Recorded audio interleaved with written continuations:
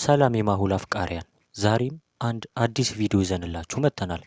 ማሁልን የምትወዱት ከሆነና እሱን ማበረታታት የምትፈልጉ ከሆነ ሁላችሁም ቪዲዮን ከመመልከታችሁ በፊት ቪፒኤን ኮኔክት በማድረግ ከስልካችሁ ጋር ተመልከቱት።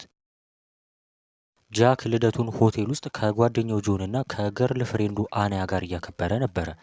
እናም ጥሩ ጊዜ እያሳለፉ ሲሆን እንዲሁም ኬክ ከመብላታቸው በፊት ቡና እየጠጡ ነበረ።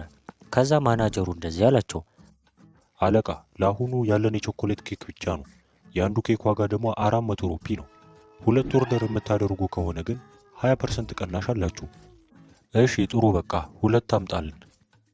የእንቆቅልሽ አፍቃሪያን ከ20% ቅናሽ ከተደረገላቸው በኋላ ስንት የሚከፍሉ ይመስላችኋል? እስኪ ካልኩሌት አድርጋችሁ ንገሩን።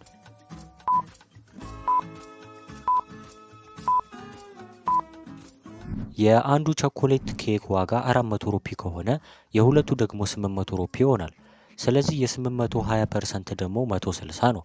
ይህ ማለት የ160 ሩፒ ቅናሽ ተደርጎላቸዋል ማለት ነው።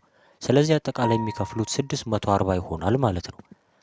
ከቆይታ በኋላ አስተናጋጁ ኬኩን ጠረጴዛ ላይ ያስቀመጠላቸው። ከዛ ጃክ